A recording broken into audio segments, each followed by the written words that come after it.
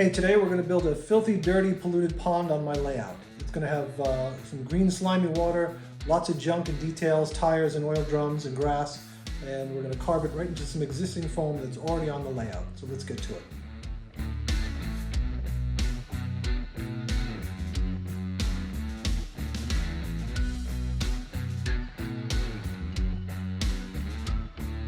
So this space right here between the tracks, it's been kind of calling out for a pond, a dirty pond filled with junk and some polluted green water. So that's what we're going to do. We're going to carve this foam out. This is 1.5 inches, so I've got a bit of ways to go.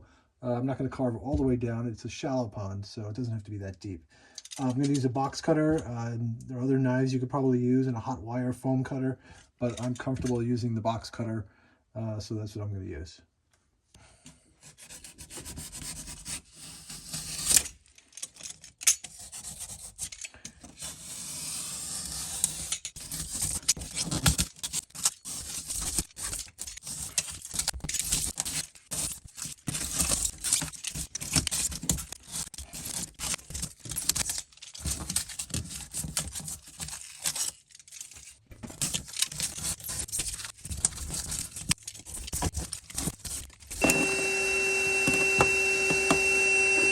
So I've dug this pond probably deeper than it actually will be, but we're going to use Sculpt Mold, which is this stuff here, and it's if you haven't used Sculpt Mold, it's like paper mache. It's got a little more body to it, and you can get it from Amazon, of course, or any art supply place. And I mix it so it's pretty thick. You can see it's pretty thicker than peanut butter. And I want it to dry quickly so I don't put too much water in it. So I use 2 palette knives. I've got a small one and a big one. This is more of a cake frosting spatula, and you want to keep that nearby if you need it. This one might work just as it is, but you can see already I've filled in some of the depth and cleaned up all the ragged edges once we start loading and Sculpt Mold.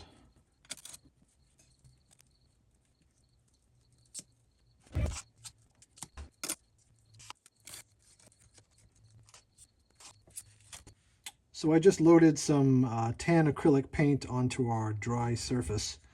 This is just a Martha Stewart craft paint, water-based acrylic. It's called Sycamore Bark, but just use any tan, any earth color, and use a cheap one. Don't use a modeling paint. There's no need because it's all going to get covered.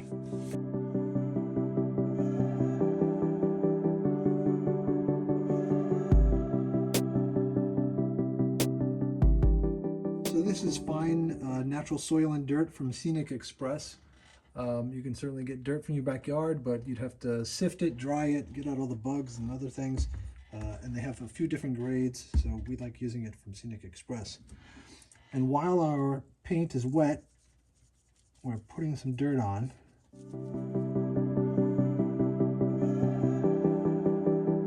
This is 91% alcohol in a spray bottle. And I'm going to saturate the whole area.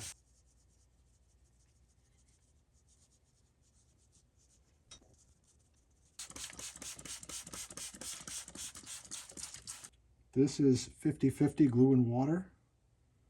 You don't want to saturate it. We're going to go back for another coat, but this is just the first pass, and we're going to let this dry overnight. Okay, our surface here is pretty dry. It's still damp, you can see by the darkness, but the darkness of the soil, but it's dry enough to work with. The first thing we're going to do with our scenery is do some static grass. You want to get that out of the way so then you can work around the static grass. You don't want to apply static grass around details and other vegetation. To do that, we're going to use a static grass applicator.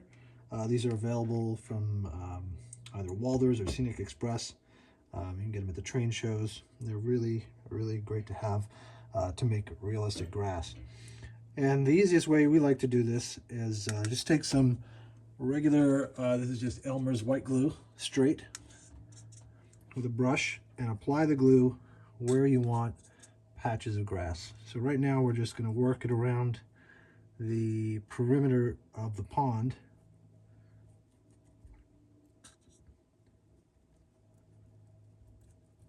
You can always go back and add more later.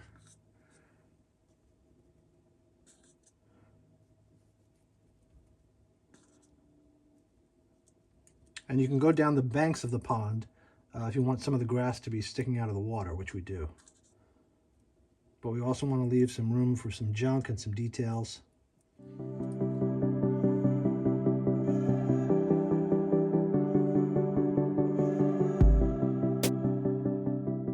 So now we have to get set up for our grass application. This is inside here. You can see I've already loaded it with some static grass. This is 6mm grass. It's a medium green, I guess. There's every color you can think of. This needs to be plugged in. And then there's a grounding clip right here, which you need to put in. A piece of a nail is perfect into the ground or your foam, and clip that on, and that'll complete the ground. And there's usually a button here, and then once we press the button, we'll start shaking the grass and it will start sticking to the glue.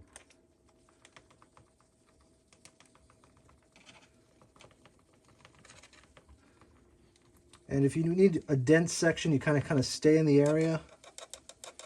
And the more you hover over that area, the denser the grass will be. And of course, we're going to vacuum up any grass that's not attached to the glue.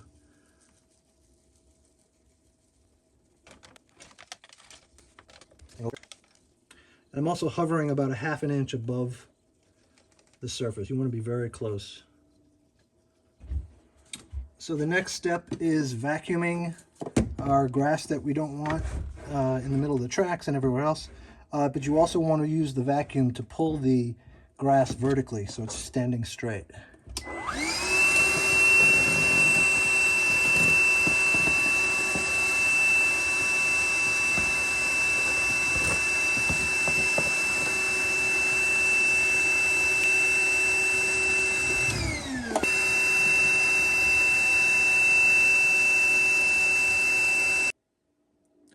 So our static grass is drying, so we're going to prepare some details for some of our junk that we're going to include in this pond.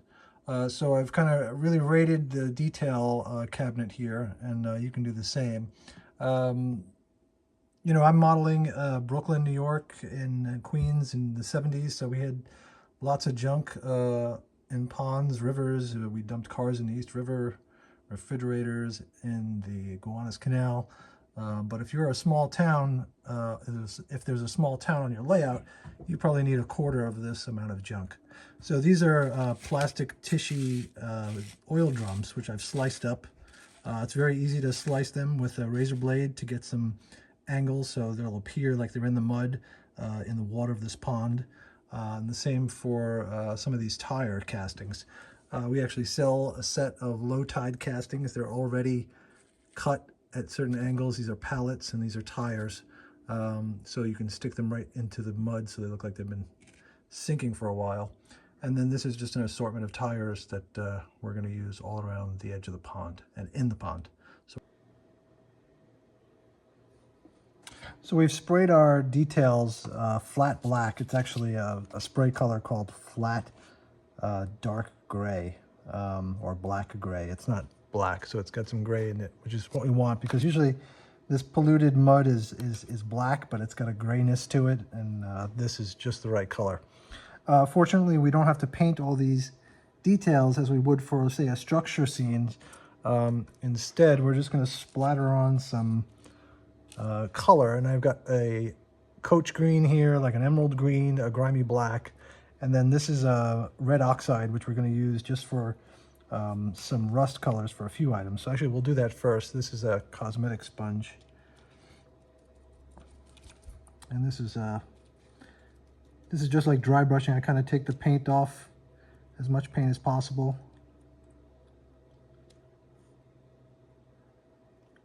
This is just a rusty old trailer. You can hit some of the edges of some of the oil drums.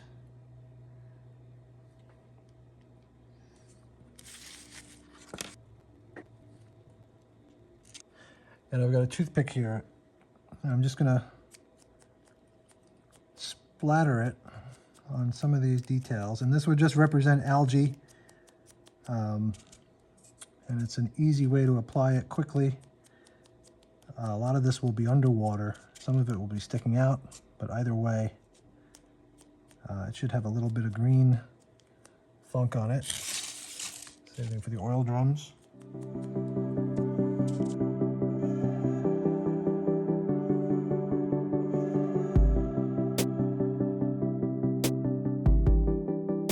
So now that these details are painted, we can start gluing them into the pond. And for the most part, it's going to be pretty random. But we do want to be a little strategic as we want some of them in and out of the water. And I'm just using Aleene's tacky glue. And since the ground is still a little wet from gluing the dirt in, it's kind of okay because we can press in our details into what would be the mud.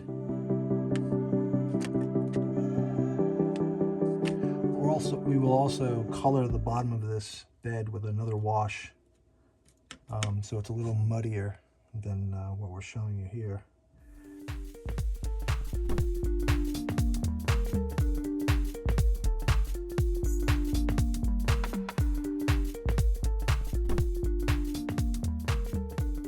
So we've got some other details here that we pulled from our stash of painted stuff that's not black and rusty yet. I mean, it's weathered, but it's a little fresher, so it'll represent something that was recently thrown into the pond. Is a refrigerator that we sell, and of course,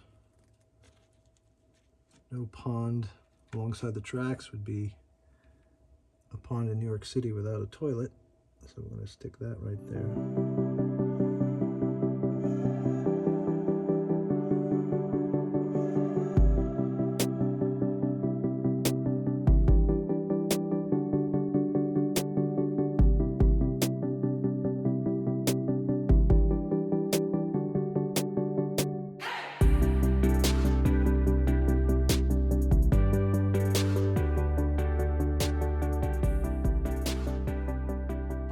So we've added some more detail, and you can see we favored this end for the most amount of junk because it's the most accessible point by person.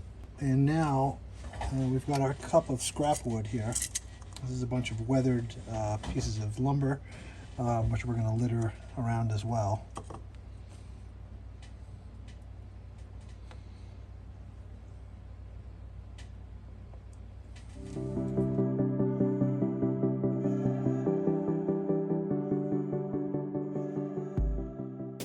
So you can see I've added more scrap lumber around. Some of this lumber is a little too fresh looking. We're going to put some wash on it before we pour our water to make it a little dark, so it's similar to the tires and the other junk. And we've also added a rusty truck back here that someone dumped, and we'll add some more vegetation now just to blend in what's around in the surrounding area. Also note, we've also added some tires on the other side of the tracks. Eventually there'll be more detail here, but it's good to extend this kind of mess because it wouldn't just be here, it would be kind of everywhere, maybe a little sporadic, but it would still be contagious as far as where it reaches. So I'm just going to add a little more vegetation. This is some Martin Wellberg scrubbed brush material, which looks really great, and I just dip it in glue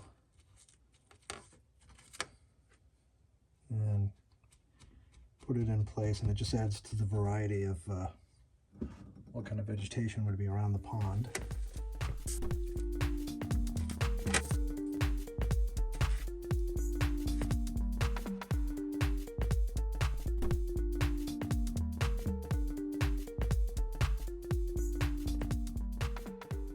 Okay, so the last thing we're going to do before we pour the water is stain the deepest parts of the pond. And I've got some paint here, some grimy black, some mossy coach green or Pullman green, and some black India ink. And instead of water, this is 91% alcohol. So I'm just going to go back and forth with the brush into this kind of soupy black mix and let it bleed down the bed of the pond. And this will create some depth, so you really don't want to see the dirt in the deepest parts of the pond.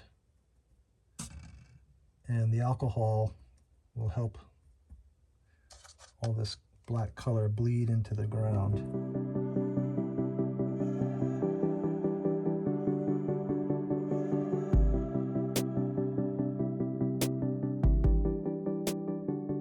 Okay, we're going to mix our resin. This is Envirotex Light. It's a two-part A and B 50-50 mix of clear resin. You can get this at Home Depot. And it's 2 bottles. So we're going to pour out even amounts into each cup.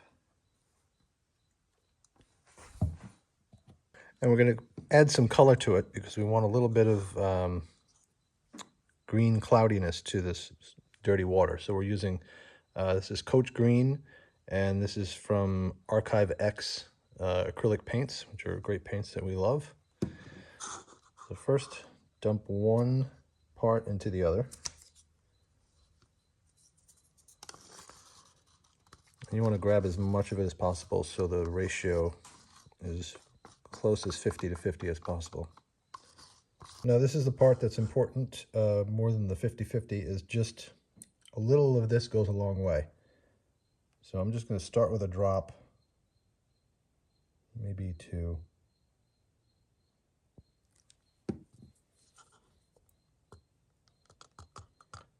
And mix it up really well.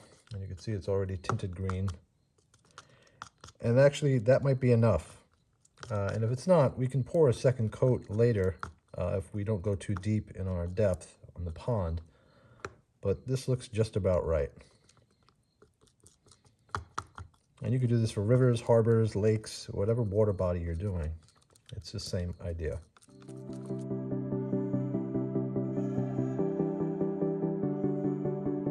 We've got this mixed and ready to go. I also have a straw in my hand. We're going to use that to blow some carbon dioxide into the pond to get rid of some air bubbles. So don't pour it all at once. Try a nice fine stream and work your way through all the little areas.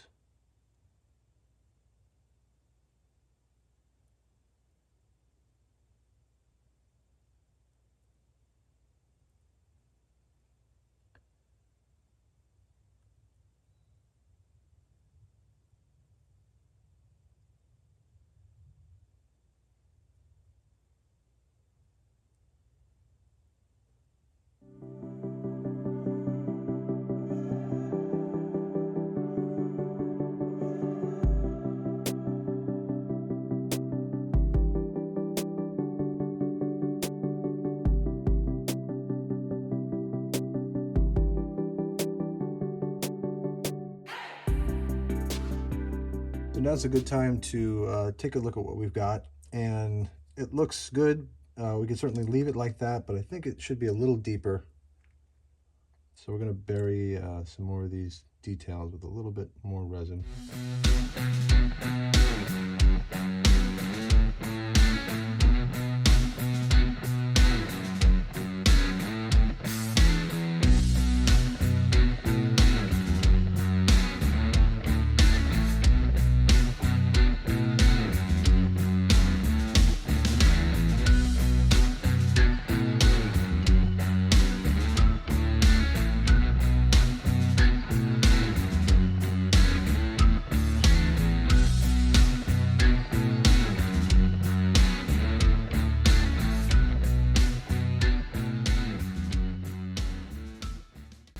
Okay, that's it for our pond. I hope you give it a try.